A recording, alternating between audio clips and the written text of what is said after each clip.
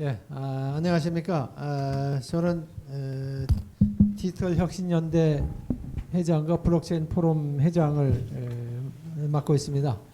오늘 세미나 행사를 제가 지난 2달 전서부터 기획을 했습니다. 그래서 오늘 앞에 세션에서 3분 발표하셨고 두 번째 세션에서 3분 발표를 하셨습니다. 저 기획은 이제 아까 말씀드린 대로 호수대학교의 NFT 캠퍼스를 구축하는 것에 대해서 이쪽 분야 전문가들을 모셔서 그 설계와 그 다음에 어떻게 그 로드맵을 짜고 그 다음에 어떻게 자금 조달을 하고 그 다음에 어떻게 기업의 비즈니스 평가 모델을 짜고 비즈니스 전략을 구할 것인가 하는 거에 대한 전문가분들의 발표를 잘 들었습니다. 그래서 오늘 마지막 세션의 토론은 우리 디지털 혁신연대의 주로 회장님들을 모셨습니다. 제가 디지털 연대 회장을 하고 있어서 이쪽 분야에 또 각 분야의 회장을 맡고 계시면서 또 기술 개발도 하시고 또 현장을 또 아주 잘 알고 계시기 때문에 현장에서 이제 어떻게 적용되는 관점에서 어떻게 자문 컨설팅을 좀 부탁을 드리려고 토론을 모셨습니다. 그럼 먼저 간단히 소개를 드리겠습니다. 먼저 김낭일 디지털 자산 공정협회 회장님, 김낭일 회장님을 박수로 환영해 주고 받겠습니다. 그 다음에 두 번째로 멀리서 우리 초빙을 했습니다. 부산의 블록체인 산업협회 이사장님으로 계신 김태경 이사장님이십니다. 그 다음에 한국 블록체인 스타트업 협회 회장님을 맡고 계시면서 신버스 대표를 맡고 계시며 블록체인 협회 부회장을 맡고 계신 최수혁 대표님을 소개해 드리겠습니다. 다음에는 한국 디지털 자산 협회의 회장님을 맡고 계신 정승채 회장님을 부탁드리겠습니다. 다음에는 최근에 가지고 많은 디지털 자산 운용을 성과를 거두고 있는 델리오의 김남석 부대표님을 소개해 드리겠습니다. 시간이 처음에 계획했던 것보다도 30분 정도 지체가 됐습니다만은 그래도 오래 기다리시고 또 전문가분들이니까 충분히 한 5분 정도씩 자문 의견을 주시면 고맙겠습니다. 먼저 그럼 순서대로 김낭일 회장님부터 마이크를 드리겠습니다. 네, 반갑습니다. 김낭일입니다. 디지털 자산 공정협회가 아니고 디지털 자산 공정거래협회입니다. 좀 정정해 드리고요. 오늘 포럼이 있다 그래서 무슨 내용을 발표를 좀 해드려야 되나 사실은 고민을 좀 했는데 그래서 저희가 사실은 국회 디지털 자산 공정거래법 협회에서 만들어서 밀어넣기도 했고 그 법안에 보면은 NFT도 디지털 자산에 포함시켜야 된다라는 내용도 저희가 만든 바가 있고 그래서 그런 말씀을 드려야 되나 이렇게 생각을 했는데 최근에 이제 저희는 디지털 자산 공정거래협회니까 관련된 법안이나 또는 정책이나 또 이런 업계의 이 업체들의 그런 어려움이나 이런 문제들 금방 아까 우리 최소 회장님 저한테 말씀하시던데 디지털 자산 관련된 업체들 이 법인 계좌 안 만들어 주잖아요. 그거 해결하느라고 금융위하고 싸우고 금융감독원하고 싸우고 다 해결 안 하는데 여전히 현업에서는 통장 못 만든다고 그렇게 아쉬움을 토로하고 계시네요. 은행에 가서 이미 다 위에서 다 해결된 거니까 본점이나 은행연합회에 연락해 봐라. 그러면 디지털 자산 관련 사업 하시는 분들도 법인 계좌 자유롭게 만들 수 있습니다. 저희 협회가 열심히 이래서 싸우는 결과고요. 이제 이런 협회 얘기 말고 제가 NFT 쪽 얘기를 조금 드리면 저도 이제 최근에 사실은 저희 거래소에도 투자를 하고 또 일반 디지털 자산 프로젝트에 많은 투자를 이렇게 해봤는데 최근에 이제 제가 개인적으로 가지고 있는 회사 중에 VR 게임 회사를 가지고 있어요. 그래서 저희 이제 회사도 최근에 메타버스를 좀 구축을 해보려고 이제 프로젝트 기획을 좀 제가 해봤는데 하다 보니까 이런 게 있어요. NFT를 우리가 발행을 할 때 대상이 있어야 될 거 아닙니까? 보통 NFT에 우리가 뭐를 담습니까? 디지털 아트 담고 그죠? 그림이나 작품이나 또는 뭐 음원 파일이나 여러 가지를 담죠.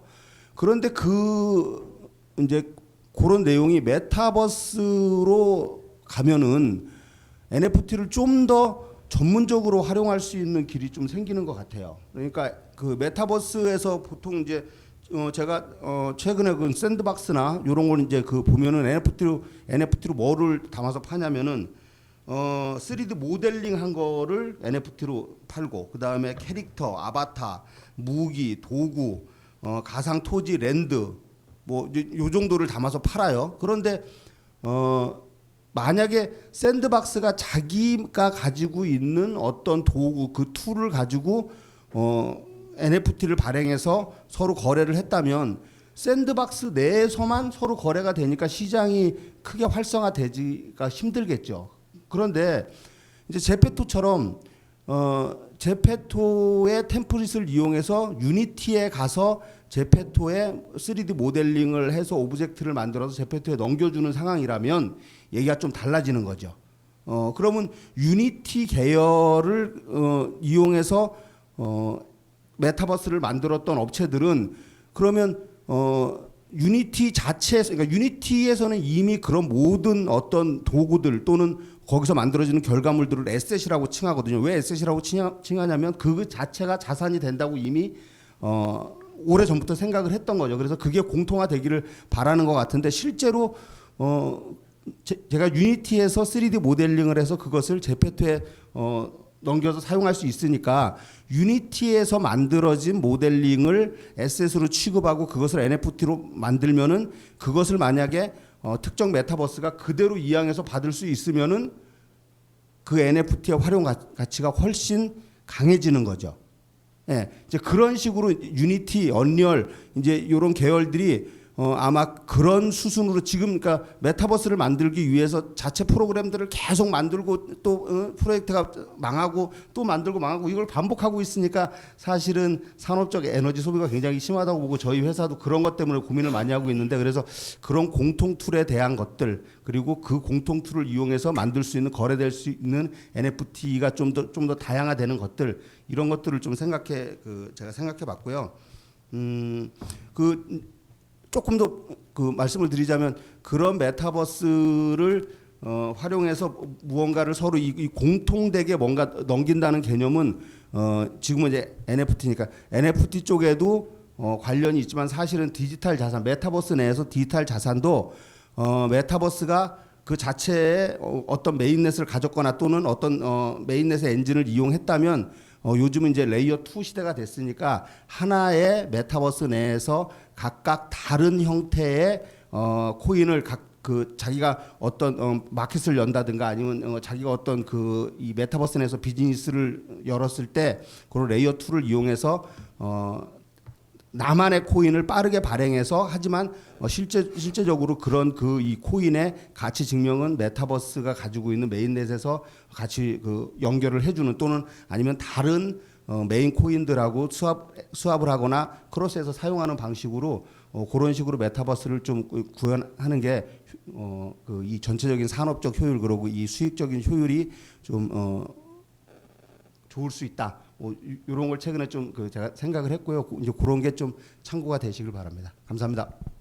예, 예, 감사합니다. 김남희 회장님께서는 이제 규제 샌드박스의 그 한계점을 극복하기 위해서 이제 메타버스 활용하는데 레이어 2의 코인 마켓의 그 개념 뭐 같은 것을 그 방향을 잘 제시해 주셨습니다. 다음에는 부산 블록체인 산업협회 김태형 이사님께서 멀리서 오셨는데 뭐 충분히 시간을 드릴 테니까 말씀하실 것 있으면 부산에 요즘 거래소라든가 그 디지털 진행하고 있는 것도 같이 곁들여서 말씀해 주시면 고맙겠습니다. 예, 반갑습니다. 부산의 부산 블록체인 산업협회 김태경 이사장입니다. 부산 디지털 자산 거래소는 생각만큼 이렇게 원래 목표했던 것보다는 정부의 어떤 규제나 또 제도 자체가 구축되지 않았기 때문에 상당히 여러 가지 법적인 조언을 받아가면서 천천히 이렇게 진행을 하고 있습니다. 생각보다는 일정이 좀 늦어질 것 같고요. 오늘 토론자로서 호서대학의 NFT 그 캠퍼스 구축에 대해서 나름대로 말씀을 드리도록 하겠습니다. NFT 자체에 대해서는 워낙 여러분들께서 또 전문가들께서 많은 그 조언과 또 풍성한 그 구상을 가지고 있기 때문에 저는 좀 그 분야를 좀 피해서 마지막 발표인 대학의 그 자금 조달 전략 이 파트에 대해서 조금의 첨가하도록 하겠습니다. 저는 요 이사장 하기 전에는 뭘 했냐면은 부산 테크노파크 원장을 했습니다. 기본적인 예산이 한 1,000억 정도 됐고요. 그리고 자체 기획을 해서 국비를 여러 사업을 기획을 해서 가져온 국비가 한 1,000억에서 매년 1,000억에서 1,400억씩 가져왔습니다. 제가 원장하기 전에는 국비가 한 4,50억밖에 안 됐는데 애초에 이제 사전적 기획을 통해서 부처를 통하고 등등해서 그리 만들었습니다. 그래서 그걸 각 지역의 연구소라든지 특히 대학에 많이 뿌렸습니다. 그래서 그리고 이제 아까 이어서도 언급의 팁스 프로그램을 전문적으로 운영하는 센탑이라고 서울의 팁스 프로그램이 유일하게 있을 때 지방 최초의 그 팁스 프로그램 운영 기관으로서 부산에 센탑을 만들었고, 그리고 아예 한 건물에 모든 그 시설 기능들을 다 모았습니다.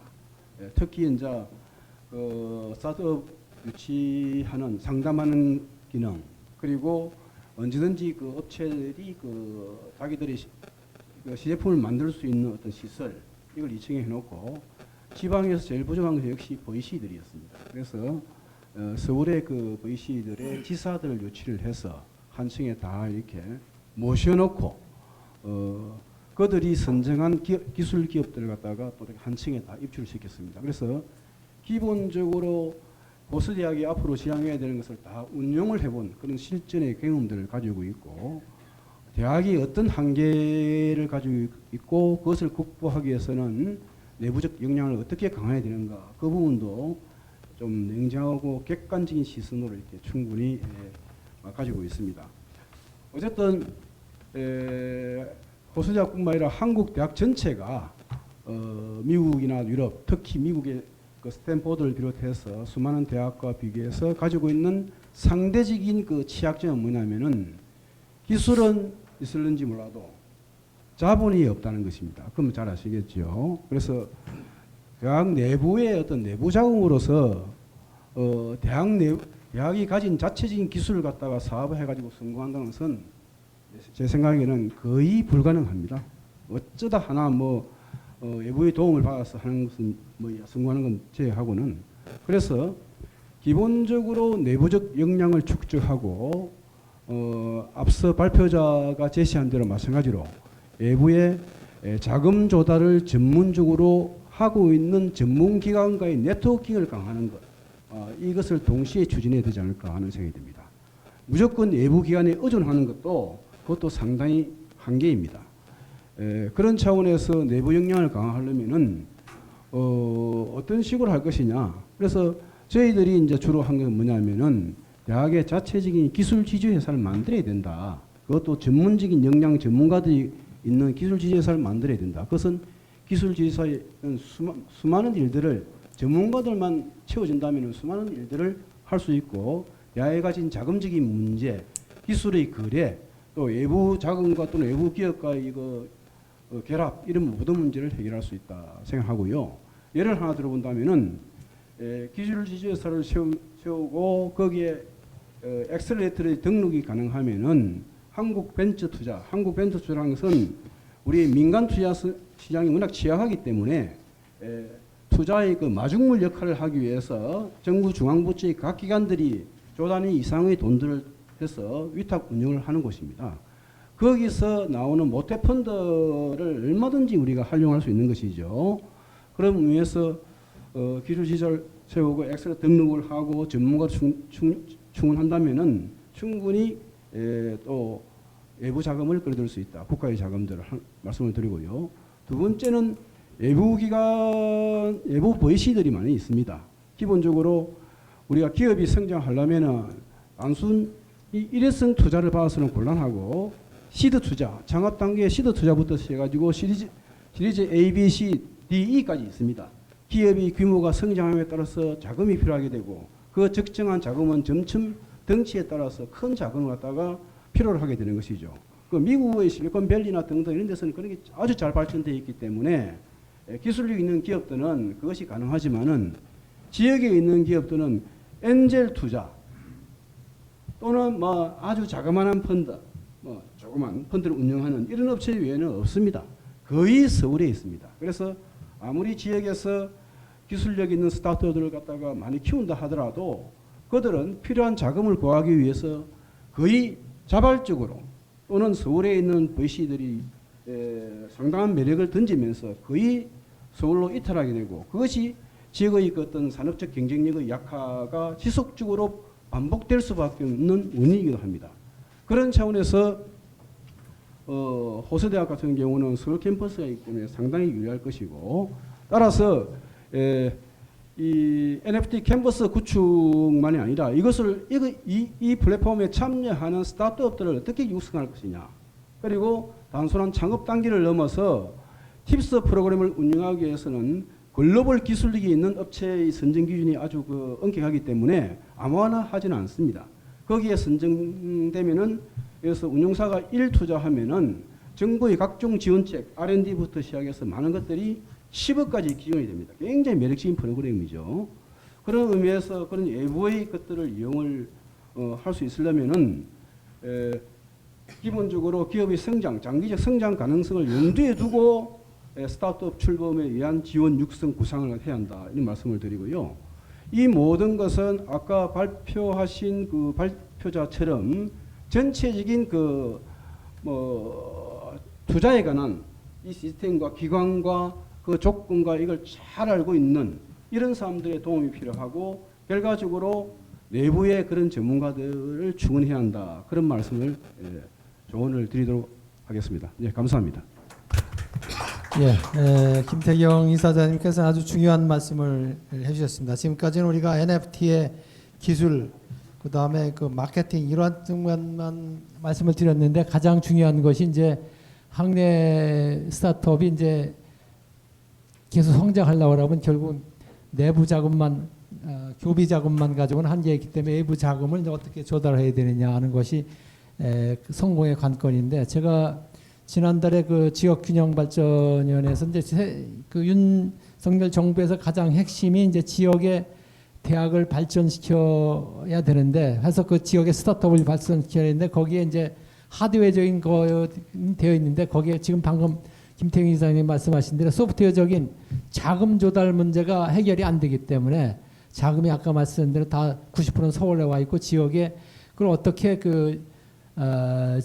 자금을 활용해서 청년들이 거기에 일자리를 갖고 그것이 스타트업이 성장할 수 있도록 하느냐 하는 것이 지금 윤석열 정부에서 추진하고 있고 그 다음에 그렇게 해서 대학의 고등교육국을 폐지해서 지방자치단체에 넘겨서 이제 지방과 협력을 해서 하도록 하는 그런 플랜인데 앞으로 그 같은 것이 실질적으로 성공할 수 있도록 여기 이종원 부원장님께서 부총장님께서 그런 세부적인 그런 실행 로드맵을 잘 기획을 해서 지방자치단체와 어떻게 자금 문제 제일 중요한 게 결국은 자금이니까 그걸 어떻게 플랜을 짤 것인가 하는 걸 한번 귀담아 드릴 필요가 있다고 생각이 됩니다. 좋은 지적을 코멘트를 해주셨습니다.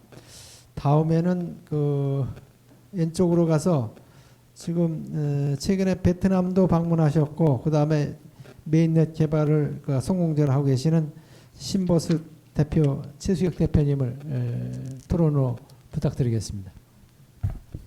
예, 지금 방금 소개받은 신버스 대표 최수혁입니다. 저는 한 5년을 블록체인을 메인넷을 만들고선 불가능하다고 사람들이 생각했던 걸 끌고 왔는데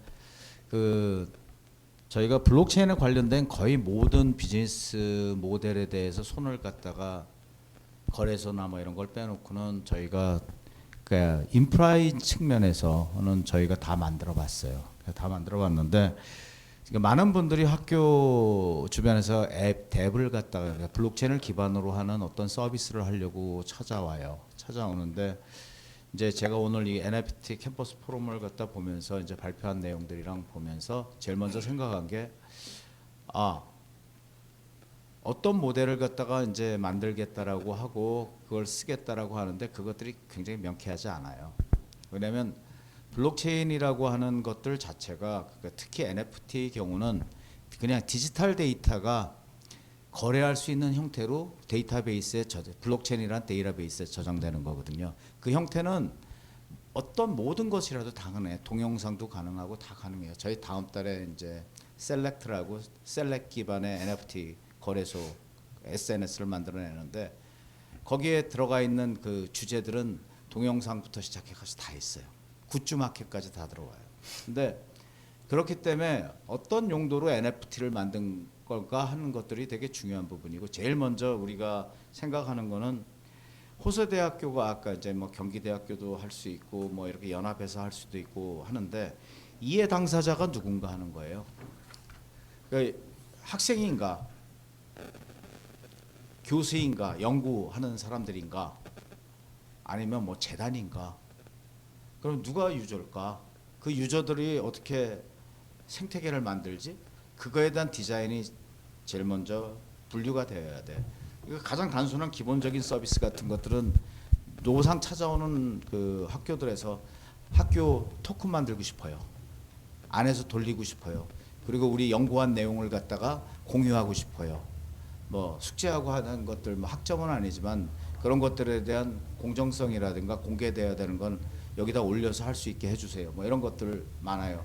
그리고 또 하나는 이제 연구하는 사람끼리 기술을 갖다 교류하게 되면 거기에 대한 쉐어 같은 걸 어떻게 매칭할 건가 하는 것들도 찾아와야 단편적으로 가져오고 하는데 그 전체가 어떻게 보면 이 NFT라고 하는 블록체인에서 큰 주제인 것 같아요. 그래서 제가 먼저 이걸 갖다 할 때 당연히 이걸 갖다 구축하려면 누가 돈 낼래는 더 중요한 거예요. 만약 재단이나 이런 호소대 같으면 재단에서 총장님이 예산 주셔야지 이거 처음에 아마 시드라도 갈 거예요. 그러니까 저희 같은 경우에 아까 라무다 이오릭에서도 왔지만 저희가 보통 하드웨어를 갖다 구축하면 하드웨어 7개 정도 되는 노드를 갖다 구축하고 뭐 서버 만들고 다 해가지고 한 8천만 원 정도 들어가요. 그리고 한 달에 저희가 크라우드처럼 저희가 운영해 주는데 500만 원 받고 있어요. 그러면 이 서비스를 갖다 만약 시작한다 그러면 매달 500만 원씩은 최소한 낼 수 있고 그리고 이걸 갖다가 하드웨어 구축하고 난 다음에 누군가 만들어 가지고 하면 뭐 한 2, 3억 정도는 들어가겠구나라고 하고 내놓고선 시작하는데 그 한 학교가 내고 하면 되게 부담스러울 것 같아요. 생태계라는 거 자체가 그런 거고 더 중요한 거는 블록체인을 갖다 만들게 되면 거기에 대한 인프라들이 제일 중요한 부분인데 기본적으로 따라가는 인프라가 있어요. 여러분들 이더리움 보면 스캐너가 있잖아요. 스캐너가 있고 또 애들이 그걸 개발하면 스마트 컨트랙트 같은 거 만들어서 집어넣는 컴포즈 툴이 있어요. 아이디가 있어야 되고 제일 중요한 게 뭐죠? 지갑이에요. 그래서 저희 같은 경우에 지갑을 4년 동안 만드는 팀이 있어서 4년 내내 만들어서 굿소프트웨어 1등급 인정을 받았는데 최근에 무슨 짓을 하고 있냐면 앞으로 이거 뭐 스마트 컨트랙트 안 쓸 것 같아요. 이더리움 2.0에서 이미 와즘을 갖다 써 웹 어셈블러를 갖다 써서 뭐 러스트나 이런 데서 웹을 갖다 어셈블러로 만들어 가지고 그냥 등록해버리면 돌아가요. 스마트 컨트랙트 대신에. 그래서 저희 지갑 만드는 것들도 그래서 저희 지갑을 만드는 것들도 사람들이 쉽게 만들어서 써야 되는데 그래서 웹 어셈블러 툴로 다 만들어 가지고 도구를 제공해요. 저희 회사는 돈을 하나도 그거 가지고 돈 벌 게 아니라 그걸 이용해서 빨리 만들라고. 그러니까 지갑 안 만들면 안 되거든요. 그래서 이걸 만약 하게 되면 제일 먼저 애플리케이션이 들어갈 부분이 DID를 갖다 기반으로 한 그 신분증 모델과 각종 증명서 모델이 가장 학사에서 가장 중요한 모델인데 이걸 왜 블록체인으로 만드느냐 하면은 그걸 가지고 있는 주인이 학생이거든요. 그러면 학생이 그 리파지토리 저장소에다가 얘기해서 나 누구야라고 하면 제3자한테 보내줄 수 있는 서비스를 해야 돼요. 나 이력서, 내 성적표 필요한 사람한테 그때 딱 쓰고선 난 다음에 시간 딱 지나면 파기돼야 돼요. 디지털이. 그런 식으로 우리가 생각할 때 필요한 부분들 학사 일정에서 필요한 기본적인 서비스들을 어떻게 만들 건가. 그다음에 이제 두 번째는 이제 토큰화 작업. 이 토큰을 만들면 호서대학교에서 쓰는 토큰 말고 연합 토큰 만드는 게 답이에요. 그래서 서로 재정을 갖다 그 토큰을 만든다고 하는 거는 다 부채거든요. 그럼 그 돈을 갖다가 기금에다 넣어놓고 그만큼을 받아다가 놀아주면 되는 거예요. 그리고 그러면 그 안에서 호환이 되거든요. 특히 이제 어떤 용도로 쓰라고 하는 토큰이라고 그러면 어떤 계정으로 갔는지 다 보이거든요. 익스플로러로 보면. 그래서 이게 공정성이라든가 오픈되어 있기 때문에 그런 부분에 뭐 이 지원금이라든가 이런 것들은 다 그 방면으로 쓸 수가 있어요. 제가 생각하는 아주 기본적인 서비스는 그런 것들이고요. 그다음에 두 번째는 NFT가 중요한 부분들은 문서가 남는 거예요. 누가 먼저 했는가, 연구를 갖다 누가 먼저 스테이크를 갖고 있는가. 그리고 내가 연구를 시작한다고 하면 그런 연구를 통해 가지고 다른 사람들이 들어와서 야, 이 연구 같이 할래 하면 스테이크를 논아주는 거예요. 이게 만약 내가 토큰 100개짜리로 시작했으면 100개짜리를 좀 더 불려가지고 이 사람한테 주자고 합의하고 서로 논아가지고 또 같이 공유하고 하는 이 협업 연구 같은 것들이 되게 활발하게 될 것 같아요. 누군가 서울대학교 교수님이 저한테 이 아이들 가져와서 만들어 달라고 오셨는데 돈은 안 주시고 자꾸 아이디어만 빼가시더라고요. 그래서 스타트업 그냥 그 다음에 얘기 안 했어요. 근데 문제는 뭐냐면 이런 서비스들이 다양하게 나오는 것들이 이게 진화되는 과정이잖아요. 이걸 개발사나 외부의 회사들한테 맡기는 건 저는 아니라고 생각을 해요. 그래서 이게 좋은 SDK라든가 이런 것들이 있을 경우에는 학교 안에서 애들한테 프로젝트를 하고 학교끼리도 프로젝트 해가지고 같이 만드는 게 제가 생각하기에는 가장 좋은 방법일 것 같아요. 그래서 아까 뭐 황야열 대표가 얘기했듯이 블록체인은 한국이라는 거 정말 생각하지 말고 처음부터 글로벌한 모델을 만들면 여기서 이 모델 만든 것들 가지고 그냥 아시아에다 수출하면 돼요. 그러니까 좀 우리가 비욘드 코리아에 대한 생각을 갖다 하고 누군가 시드를 던지고 하는 것들로 해서 조금 이렇게 폭넓게 생각하고 폭넓은 생태계와 리유저빌리티, 재사용성에 대해서 꼭 한번 생각하시고 이런 프로젝트를 진행했으면 합니다. 네, 감사합니다. 네, 아주 최수혁 대표님께서는 아주 현장에서 계시기 때문에 리얼하게 한 문제를 지적했습니다. 이 NFT의 그 유소가 누구이냐, 그냥 그것을 어떻게 그 실제 운영할 때 운영비가 2, 3억 들어가는데 그걸 어떻게 그 세열해서 아주 실질적인 운영적인 문제, 그 다음에 이제 그것을 하기 위해서는 대안으로서 이제 연합해서 제가 처음 구성한 대로 대학 간에 연합을 해서 하는 것이 답이고, 그 다음에 이제 그 관련되는 것을 학내에서 그거를 관련자들이 프로젝트를 같이 공동 수행하는 것이 필요하다, 이런 조언을 해주셨습니다. 그럼 다음에는 오른쪽으로 우리 정승채 회장님도 아주 현장에서 메인넷을 수년 동안 개발을 해가지고 좋은 그 코멘트를 부탁드리겠습니다. 정승태 회장님 부탁드리겠습니다. 안녕하세요. 블록체인 팩토리의 정승채입니다.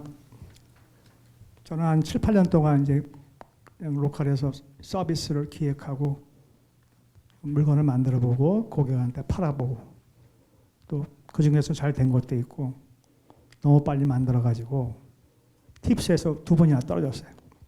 우리나라 최초의 블록체인 회사가 팁스에 했는데 2번 다 떨어졌어요. 그때가 이제 워낙 분위기가 안 좋아가지고 2017년도 말입니다. 그 이후로 이제 그다음 정부가 이런 블록체인 산업에 대해서는 비관적인 자세를 상당 시간 동안 유지하고 있을 거다라는 생각을 해서 그다음 어떤 정부의 정책이 근처에 가지 않았어요. 우리가 하고 싶은 건 하고 살자. 그래서 약 8년간 그렇게 살았습니다. 자, 지금 이제 오늘 뭐 호서대학교 NFT 캠퍼스 포럼이라는 걸 처음 들어보고 생각이 참 많았는데요. 일단 지방대학은 지금 가지고 있는 것이 굉장히 위기입니다. 첫째, 인구가 줄어들고 있어요. 두 번째는 국가가 지금 어떤 식으로 가고 있냐면 국가에서가 사립대학에다 지원을 하지 않고 지방 재정으로 다 지원하자. 그래서 문교부 없애버리겠다는 식으로 좀 태도가 좀 바뀌고 있습니다. 그래서 상당히 이제 지방의 학교들이 상당히 고민을 많이 할 텐데요. 기본적으로 호서대학교 NFT 캠퍼스 포럼 캠퍼스 하는 이유는 오픈 유니버시티를 하는 것이 최종적인 고리라고 저는 보고 있어요. 그래서 어떤 생각을 하고 있냐면 그러면 과연 기존의 업체들은 어떤 식으로 블록체인 세계로 한번 진입을 할까? 그래서 지금 학교들이 돈이 없다 그러는데 가장 돈 많은 회사가 사실 세계에서 제일 큰 돈 장사인 JP 모건의 일을 들어보겠습니다. JP 모건은 뭐 워낙 뭐 돈도 많지만 또 블록체인 대해서는 두 가지 아주 뭐 회장으로서는 굉장히 어그레시브한 얘기도 하지만 기본적으로 회사 틀에서는 블록체인 산업에 투자를 하고 있습니다. 그 회사는 어떻게 블록체인 세계에 직접 진입하냐면 더 센트럴 랜드라는 세계 최대의 그 메타버스가 있어요. 거기다가 오닉스라는 라운지를 만들었어요. 그래가지고 그 JP 모건 지점을 가상 세계에서 만들어낸 거예요. 그러면서 그 안에서 뭘 하냐? 배우는 겁니다. 어떤 식으로 커뮤니티가 움직이고 어떻게 가상 세계에서 사람들은 반응하느냐. 그런 아주 재미있는 거를 시작했더라고요. 그래서 저도 이런 생각이 들어요. 호서 대학이 여러 가지 하고 싶은 일도 많고 경험치를 쌓고 싶고 전문가들로부터 수많은 어드바이저를 받고는 싶지만 그중에 선택을 해야 되거든요. 근데 선택하기 굉장히 어려울 것 같아요. 너무나 많은 초이스가 있어서. 그래서 차라리 제가 처음에 그냥 간단하게 하고 싶은 얘기는 호서 대학이 우리나라 최초로 더 센트럴 랜드에 한번 들어가서 가상 세계에서 한번 대학을 한번 열어보십시오.